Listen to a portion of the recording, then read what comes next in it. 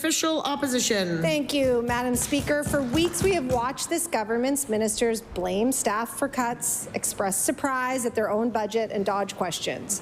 We are still hearing a public outcry about the continued harm this government's deep cuts will cause.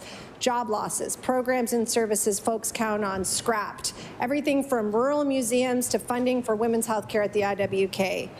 As late as last night, the finance minister said he couldn't predict what would change. Did the minister know and not tell us, or if he didn't know, who is making these choices? I recognize the Honourable Minister of Finance.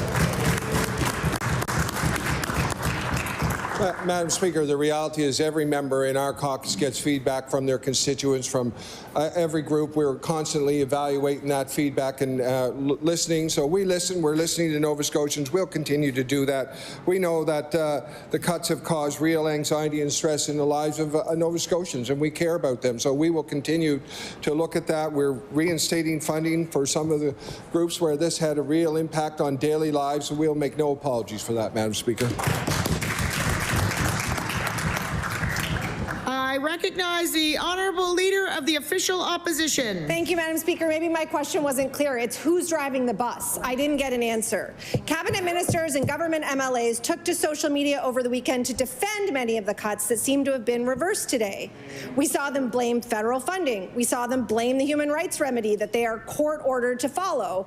And we saw them deny that disability funding had been cut at all.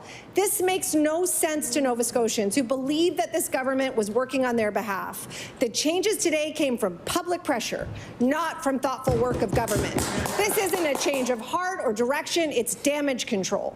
Why is this government more concerned about their political future than doing what's best for Nova Scotians?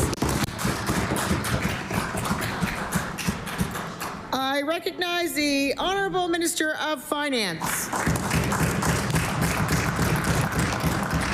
Madam Speaker, the reality is these are team decisions. We work together as a team, and it takes a team to run a province. That's the reality. The other reality is we care deeply about the future of this province. We care deeply about every Nova Scotian. We care deeply about the arts. That's why we've increased funding since 2021 by some $15 million, $16 million.